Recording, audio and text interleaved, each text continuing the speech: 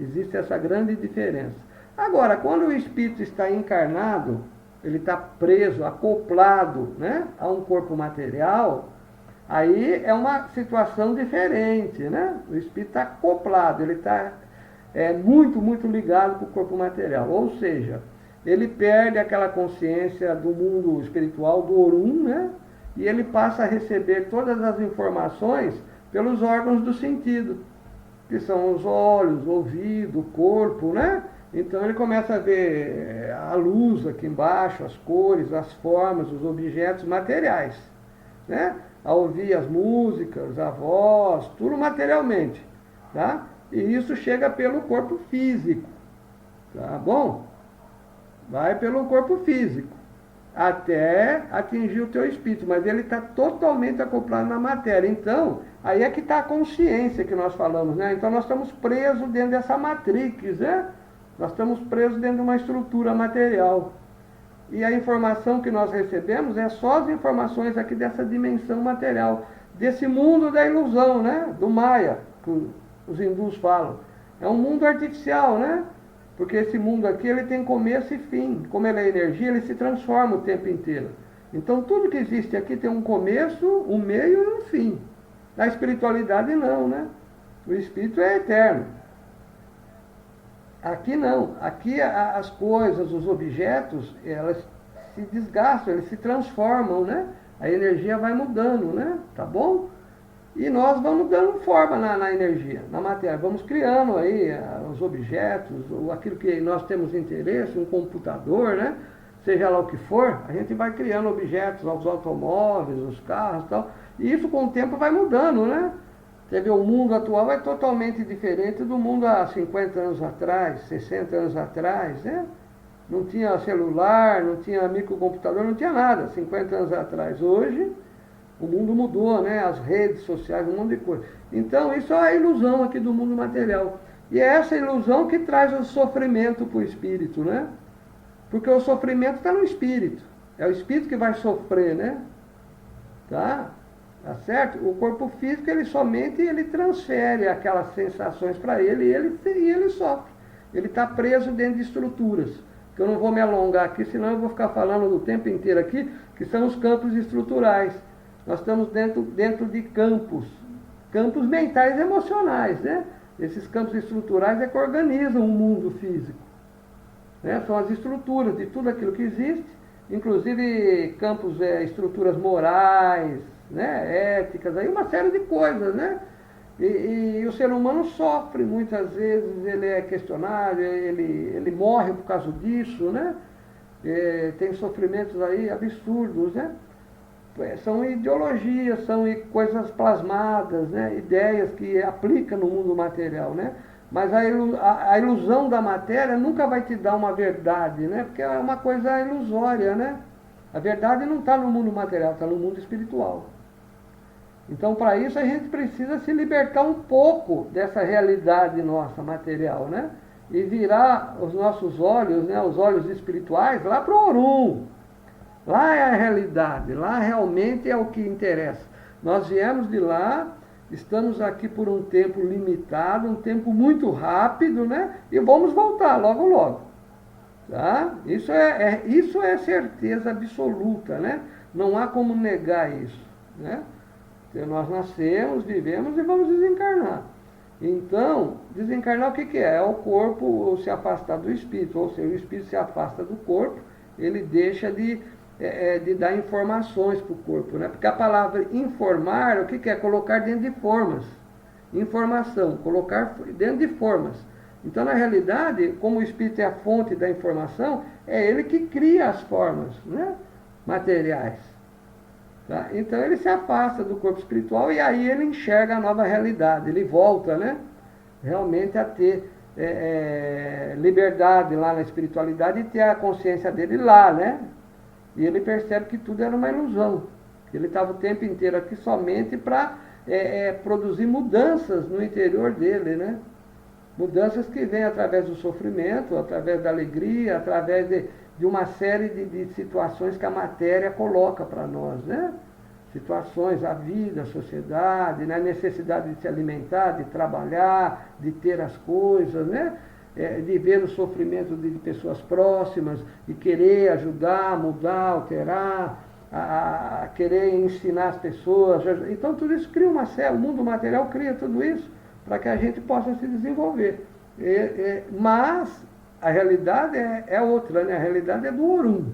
A gente não pode esquecer. Então, respondendo finalmente, né, a pergunta da Michele, energia é isso que está aqui embaixo no AE. Energia vira matéria, matéria vira energia, Einstein já falava, todo mundo sabe disso. Espírito está lá no Orum. Não é energia, não é matéria, ele não vira energia e ele não vira matéria. O que ele tem é informação, né?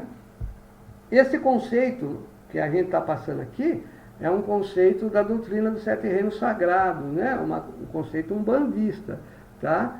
Mas, eu quero abrir um parênteses, embora eu não seja especialista, não, a pessoal que estuda física quântica vai saber exatamente o que eu estou falando.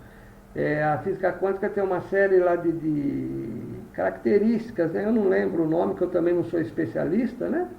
Mas existe uma delas, que me fugiu o nome agora, que eu não lembro, que é o seguinte, as partículas, elas têm movimentos, vários tipos de movimento, né? E existem partículas que agem pareadas, né? São pares de partículas. De elétrons, vamos pensar no elétron, se eu não me engano, acho que já conseguiram chegar no elétron. Eles trabalham com partículas muito pequenas. Então ela tem um spin, uma rotação. E o que se conseguiu hoje em dia é que se você altera o spin, ou seja, a rotação de uma partícula, aquela partícula que faz par com aquela, automaticamente muda o spin dela também. Tá? Aí você fala, mas isso é normal, né? É energia. Não, aí é que está. Não. Essa característica da partícula, fugiu o nome agora, eu sei o nome dela, mas me fugiu. Eu vou ver se eu encontro depois, eu falo aqui. Essa característica da partícula é o seguinte, se você pegar essa partícula e levar ela em outra galáxia, muito, muito distante, e se você mexer na partícula que é par dela aqui, mudar o spin, automaticamente aquela muda o spin também, tá? Então existe essa característica. A física quântica está chegando aí. E eles chegaram numa conclusão, o que se passa ali não é energia, porque a energia teria que ser a máxima velocidade de qualquer vibração aqui energética na Terra, é da luz, velocidade da luz, né? Então nada passa a velocidade da luz. Como aquela partícula está a bilhões de anos-luz de distância,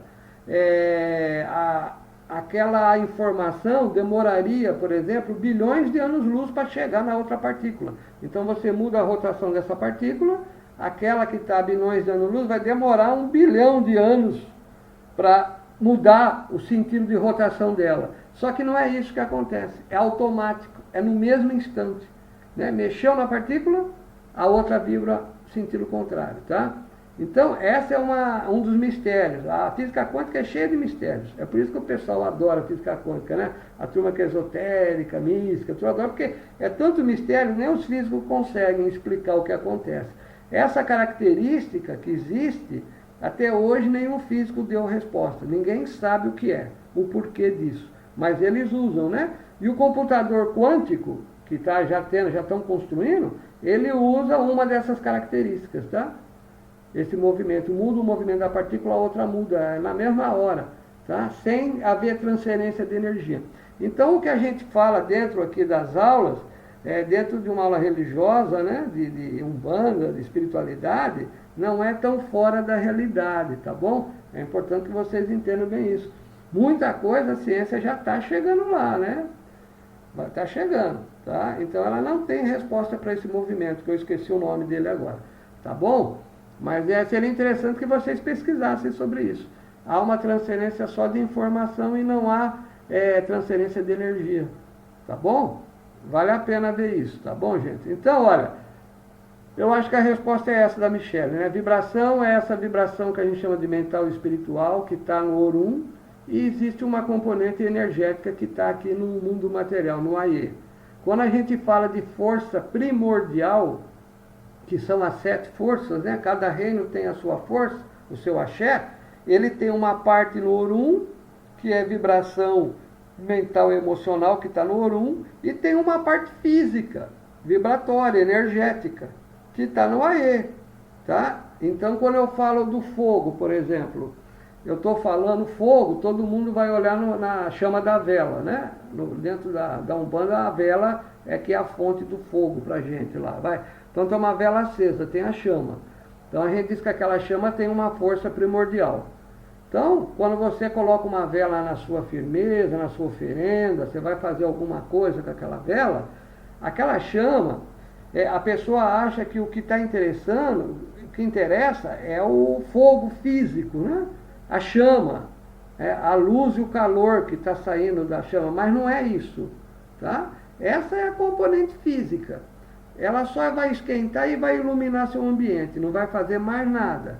O que está interessando para nós é o componente extrafísico, né? O que está no Orum, porque a força primordial tem aquela componente lá no Orum e depois tem a componente no Aê.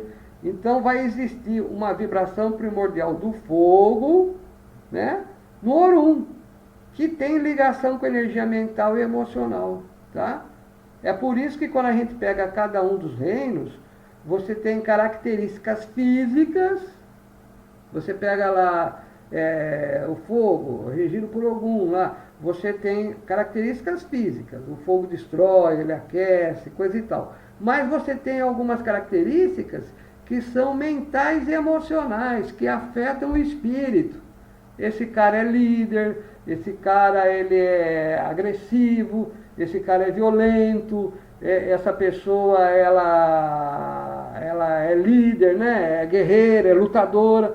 Então, são características emocionais e mentais. Por quê? Porque aquela força primordial, ela tem uma componente do Orum e uma componente do Aê, tá? Então, é importante que a gente entenda isso. Quando a gente faz uma oferenda, eu estou trabalhando com as vibrações do Orum. É aquilo que me interessa. Então, aquelas vibrações, eu encaminho aquilo para onde eu quiser, né? A pessoa que faz a oferenda, quem está fazendo o ato ali da magia, porque isso é magia, né? Magia é conhecimento, é você conhecer e lidar com determinadas forças, com determinada intenção, né? Você vai buscar a bateria, né? A fonte daquilo que você está precisando, né? Então, precisa de fogo, eu acendo uma vela. Eu preciso de uma outra tipo de força primordial do segundo reino, eu vou pegar cristais, pedras, né? Eu preciso de energia do terceiro reino, eu vou pegar essências perfumadas, vou pegar música, né? O som, ou a palavra, né? Ou os mantras, tá? E por aí vai, tá bom? Eu preciso de energia do quarto reino da água, eu vou buscar a água. Mas o que me interessa não é aquele líquido, é o lado do Orum, né? Aquela componente da água que está do outro lado. É aquela informação mental e emocional que está agregado ao que nós chamamos de água, tá? Então esse conhecimento é muito profundo, né? Ninguém vai aprender isso da noite para o dia. Por isso que lá no núcleo a gente fica 7 anos estudando, ouvindo, fazendo oferenda, fazendo as coisas, para a pessoa ir amadurecendo, né? E cada vez mais ter um olhar voltado para o Orum.